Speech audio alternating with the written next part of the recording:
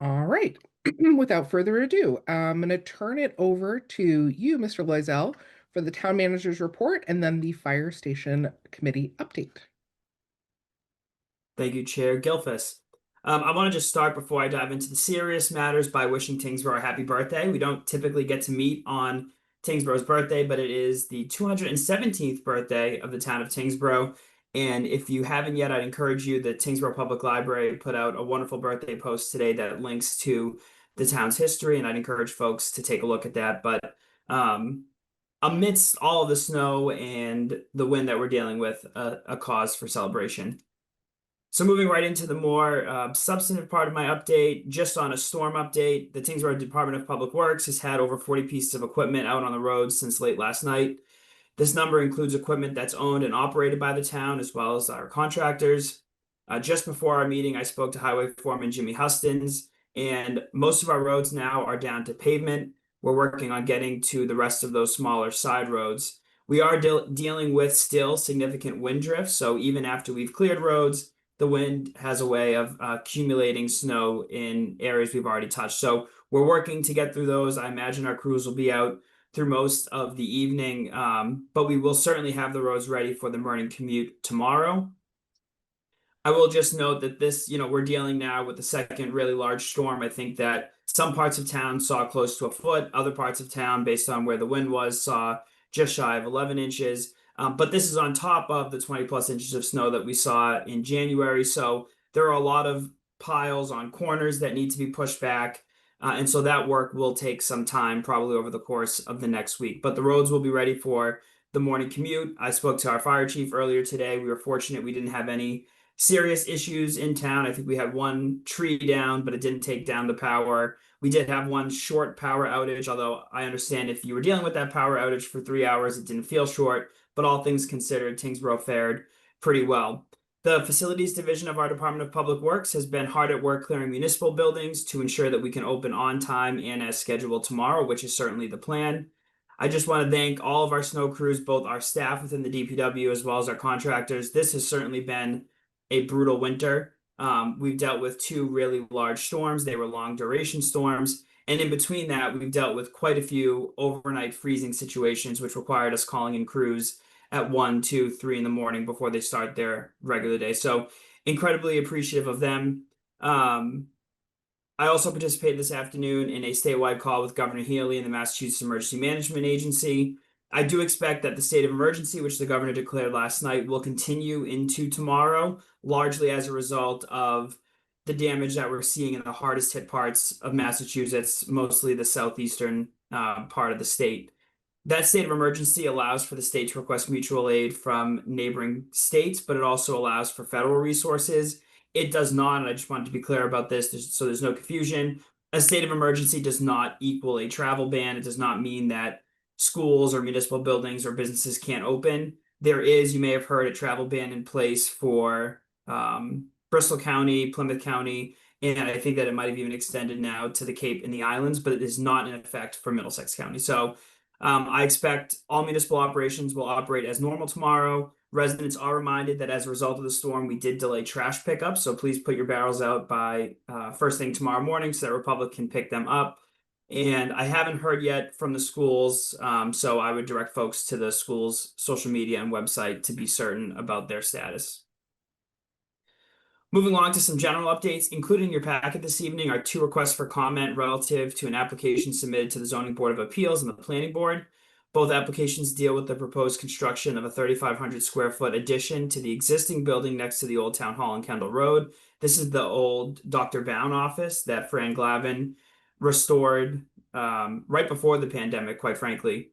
It also includes the construction of a 1,600 square foot patio.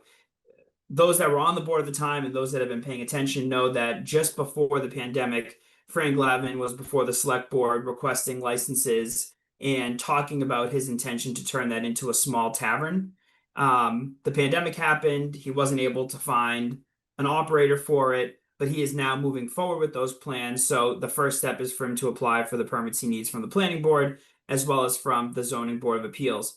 We generally add these as items on your actual agenda for you to discuss. However, it was sent to us well after the agenda was posted and the packet was made available. So since you don't generally make comment, I'm just mentioning this for awareness, but certainly if the board did want to discuss this in more detail, it could add it to its agenda on March 9th. I don't know that the applications will be resolved before those boards in one hearing, but they will be meeting before the board next meets. And I would just note this board granted those licenses in the past. He surrendered the licenses simply because he wasn't using them, but the liquor licenses in question are special legislation that are tied to, I think it's 500, it's very 1,000 feet or something from the intersection of Kendall Road. So when he surrendered it, part of the analysis was that it really couldn't go to any other establishment along that way. So he will have to come back to you should his permits go through with the planning board and the zoning board to obtain the necessary licenses, which I'd imagine he would do once he has an operator. The Department of Public Works is applying for a cooling corridor grant through the Executive Office of Energy and Environmental Affairs to install new tree canopy at Ironwood Park. If awarded, the grant would cover the purchase, installation, and original maintenance, the watering essentially, of new trees and would allow us to enhance the tree cover at Ironwood Park. We're currently looking to add these trees on the right side of the parcel if you're facing the clubhouse from Sherburne. This is where all of our sport amenities are. You may know that there's not really any trees over there right now, and we've talked about ways that we can add some shade structures. So our DPW town engineer and our rec director have been working to identify places along the walking path there where we can put these trees and ensuring that the trees that we choose won't then grow under the courts that we've installed or the walkway. So there was a lot of thought that went into that. Our tree warden, Doug Latulip, provided some input on what kind of trees they would be. This grant does not require a match, so there's no municipal funds being put up for this project, but it would be a great grant if we were able to get it. And the Sewer Commission has announced a public hearing on Thursday, March 26, 2026, to discuss a proposed rate increase for residential and commercial sewer rates. The hearing will commence promptly at 6 p.m. Questions about the hearing or rate increase prior to the hearing can be directed to the Sewer Division of the Department of Public Works by calling 978-743-5334. And just as a note, though this board is certainly aware, under the DPW Home Rule petition, the authority to spend the enterprise fund and set rates stayed with the Sewer Commission, which is a 3-member elected body. On a capital front, the Department of Public Works recently took possession of the cabin chassis that will become its newest dump truck. Back in fiscal year 2022, so we're talking quite some time ago, town meeting authorized the purchase of a new dump truck. We have been waiting for it ever since. This is not unique to Tyngsborough. We've talked to our neighboring municipalities in Massachusetts, and everybody is waiting largely for the outfit of the cabin chassis. So our DPW decided they couldn't wait any longer, and because they are jacks of all trades, they're going to take the dump body from a 2015 dump truck that died last winter, and they're going to outfit it on this new truck. So we'll have the truck in service far sooner than we would if we waited. We'll still save some money in doing so, but it's just another example of how our DPW staff are used to pivoting to get the job done. We waited 4 years just for the cabin chassis, and the outfitter, which is a separate company, couldn't assure us that they would be able to outfit it before next winter. So there was certainly no chance that we would be willing to wait any longer. On a staffing front, last week we closed applications for the Veteran Service Office Administrative Assistant position. We received over 15 applications and have selected 6 qualified candidates to interview in the next couple of weeks. As a reminder, this shared position with Drake will serve the VSO cluster that this board authorized, and the cost of all employment in that office will be shared evenly by Drake and Tyngsborough. And a couple reminders and upcoming events. This Wednesday night at 6 p.m., you can learn to play canasta at the Center for Active Living.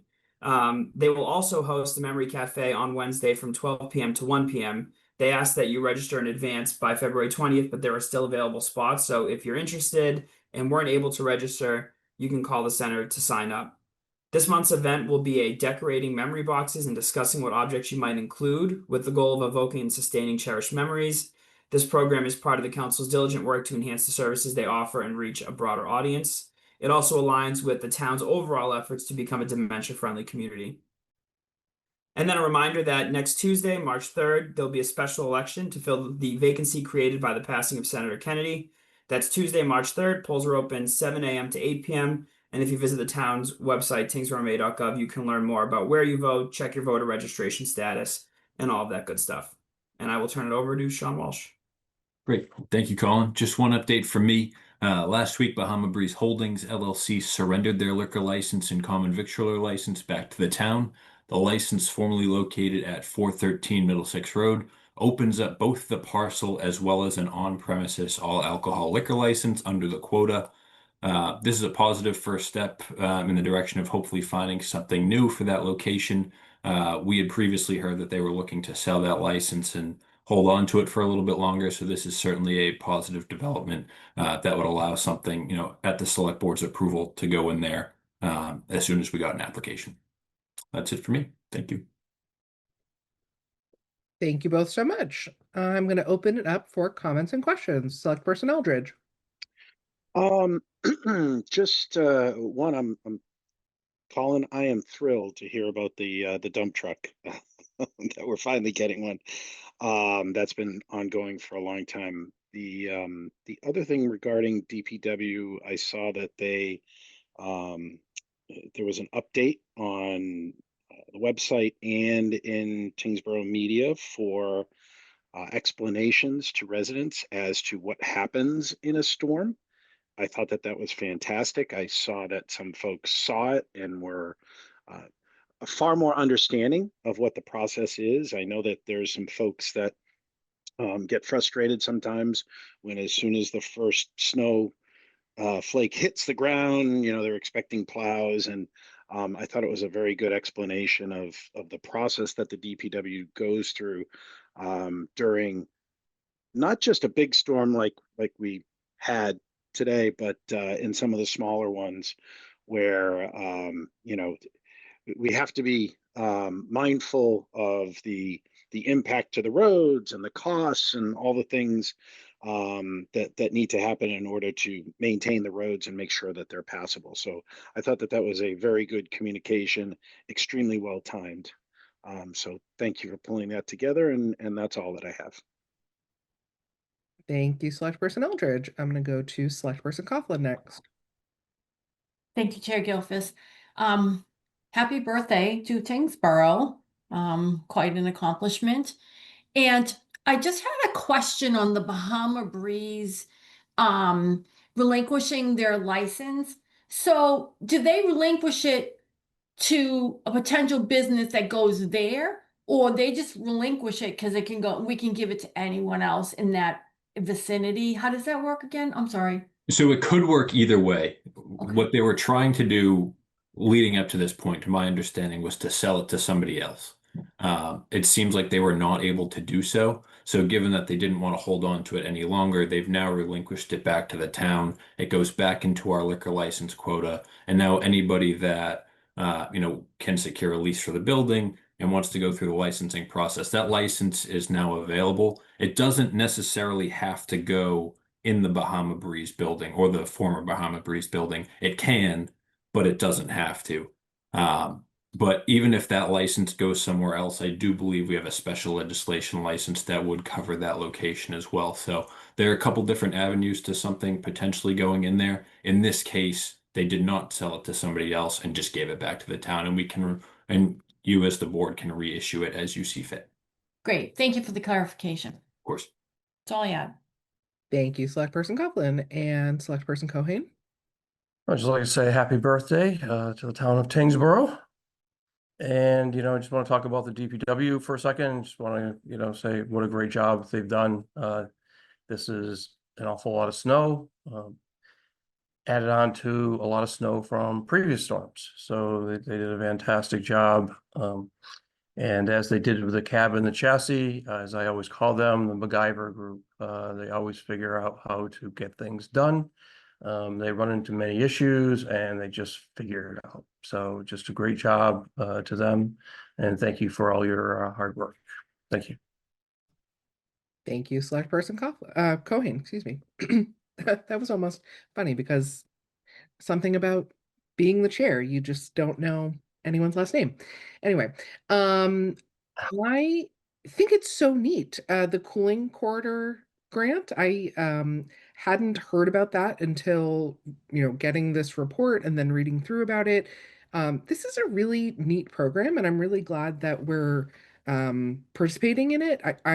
We talk in a lot of meetings about the work that all of our departments do to find grants and to offset the costs of different projects. And this is just like a really cool one, no pun intended.